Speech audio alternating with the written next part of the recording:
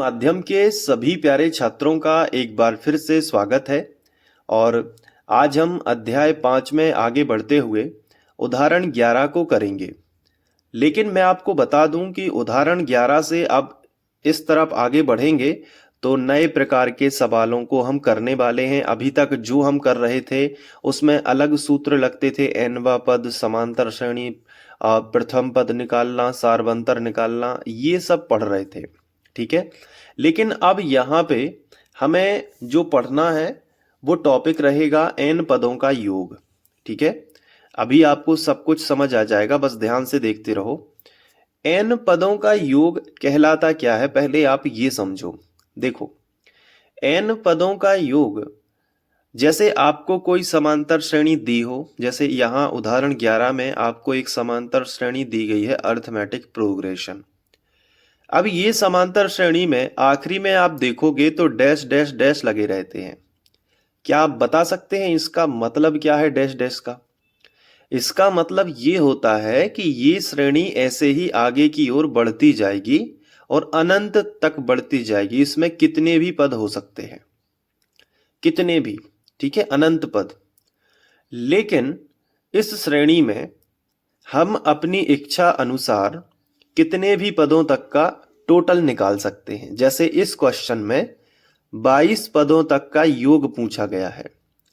जैसे अभी आपको कितने पद दिख रहे हैं, 1 2 3, तो आपको 3 पद दिख रहे हैं।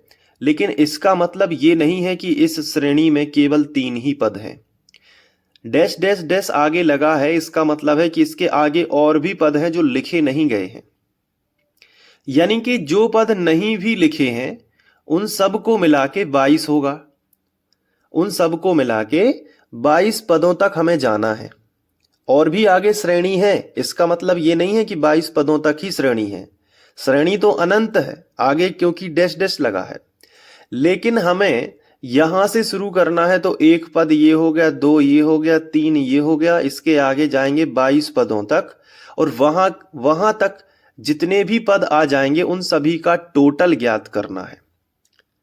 तो उसे हम बोलते हैं कि n पदों तक का योग।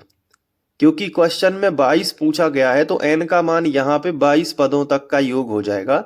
लेकिन हर सवाल अलग अलग होगा। कोई 10 पदों तक का योग पूछेगा, कोई 5 पदों तक का योग पूछेगा आपसे। आप खुद अपने मन से जितने चाहे उतने पदों तक का योग निकाल सकते हो ये फॉर्मूला लगा के।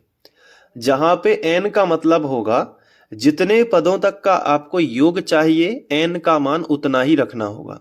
जैसे इस सवाल में आपको 22 पदों तक का योग चाहिए ना, तो आप क्या करोगे, n की जगह पे 22 रखोगे। बाकी a और d AP से मिल जाएगा। समांतर श्रेणी में प्रथम पद और सारवंतर तो होता ही है। और बाकी और किसी का मान जरूरत नहीं है, हमें a का मान चाहिए, d का मान चाहिए और n का मान चाहिए। बाकी सभी तो संख्याएं हैं। योग मतलब इंग्लिश में योग का मतलब होता है सम, SUM। तो इसलिए योग का सम जो इंग्लिश वर्जन है उसका पहला अक्षर उठा के S दिखा दिया, यानी कि n पदों के योग को हम दर्शाते हैं S से। तो S बेसिकली क्या है, n पदों का योग दिखाता है कि कितना है। लेकिन फॉर्मूला जो होता है वो होता है n/2 कोष्टक 2a + n-1 into D. तो ये फॉर्मूला आपको याद कर लेना है, n पदों का योग। बहुत इंपॉर्टेंट फॉर्मूला है, तो इसका बार बार यूज होगा उदाहरण 11 के बाद अब, और प्रश्नावली 5.3 में भी। तो अच्छे से इस फॉर्मूले को याद करोगे। और उदाहरण 11 आइए अब हम अच्छे से करते हैं। सबसे पहले जो हमें AP दी रहती है तो हम लिखेंगे दी गई AP, और इसके बाद जो AP हमें दी गई है वो हम लिखेंगे, जैसे 8, 3, -2, और इसके बाद डैश डैश डैश। जैसे ही आप AP लिखोगे तो इसका प्रथम पद और सारवंतर फिक्स हो जाएगा। तो आपको पहले प्रथम पद निकाल देना है। तो आप हेडिंग डाल देना प्रथम पद। और प्रथम पद A बराबर बताओ कितना है, श्रेणी का पहला पद ही प्रथम पद कहलाता है जो कि 8 है। यहां तक बन जाएगा। इसके बाद अब आपको सार्व अंतर निकाल देना है। क्लियर है ना? तो अब सार्व अंतर आप लिखोगे साइड में, और सार्व अंतर को डी से दर्शाते हैं, और डी बराबर होगा दूसरे नंबर के पद में से पहले नंबर का पद घटा देना है, यानी 3 में से घटाओगे 8 को, तो ये बचेगा -5। 8 में से 3 गया तो 5, बड़ी संख्या ऋण की है तो ऋण का चिन्ह। इसके साथ साथ अब आपको यहाँ पे जितने पदों तक का योग पूछा गया है वो n का मान है, तो 22 पदों तक है, तो n बराबर आप लिखोगे, n बराबर आपसे जो है 22 आपको दिया गया है। तो अब आपको हेडिंग डालनी है, इसलिए एक फॉर्मूला आपको लगाना है। बेसिकली फॉर्मूला होता है s बराबर n/2, कोष्टक रहेगा बड़ा वाला, फिर रहेगा 2a, फिर रहेगा प्लस 2a के बाद क्या रहता है प्लस, फिर कोष्टक में रहता है n-1, और फिर रहता है d, फिर कोष्टक रहता है बंद। लेकिन 22 पदों तक है, तो हम योग तो है लेकिन कितने पदों तक, 22 पदों तक, तो हम यहाँ पे छोटी राइटिंग में 22 भी लिख सकते हैं। लेकिन अगर हम यहाँ पे 22 लिख देंगे तो n की जगह पे 22 होगा, तो अभी s बराबर ही रहेगा, या इसको हम sn भी कह सकते हैं कि sn बराबर, यानी n पदों का योग ये होता है।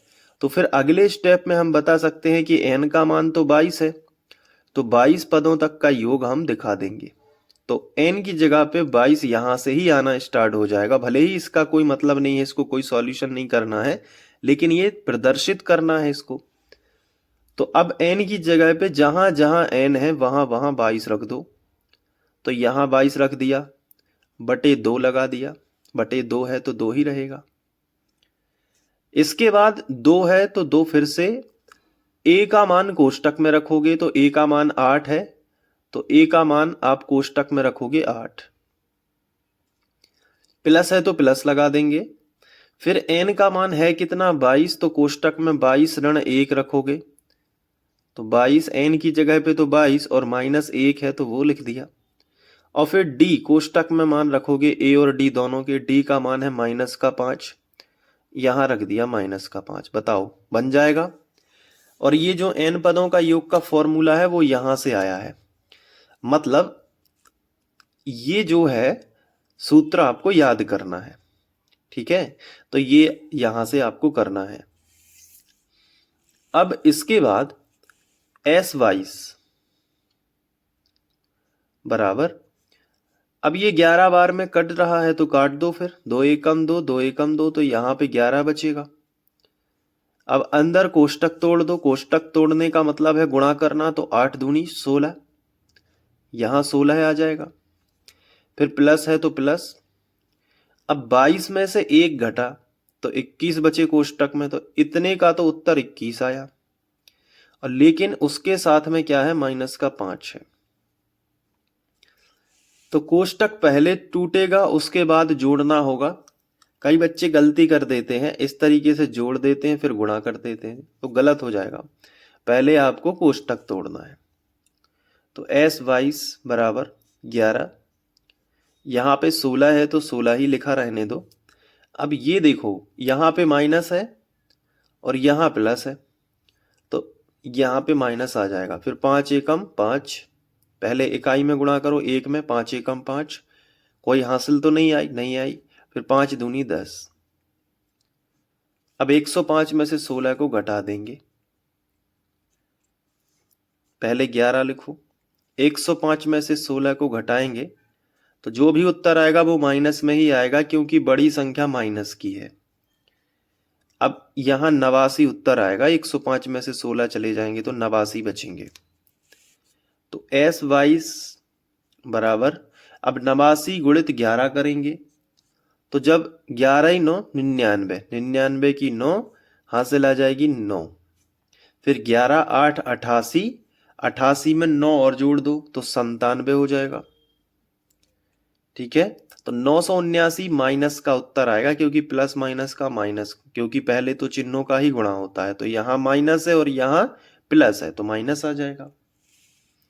तो लिखेंगे अतः 22 पदों का योग माइनस 979 है। तो आखिरी में इसको तो हाईलाइट कर ही देना है और आगे लिखना है कि अतः 22 पदों का योग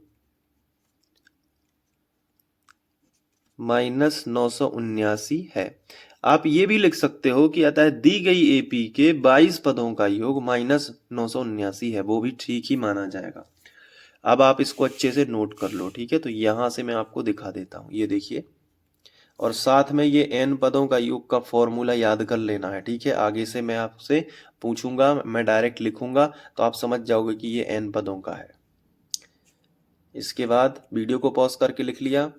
अब इसके बाद ये लिखो, फिर इसके बाद ये लिखना है, ठीक है। तो ये सवाल अच्छे से रेडी कर लो। बाकी के वीडियोस डिस्क्रिप्शन में प्लेलिस्ट की लिंक है, तो वहां से देख सकते हो या फिर यहाँ पे भी लगा दूंगा। मिलते हैं नेक्स्ट वीडियो में। Thank you.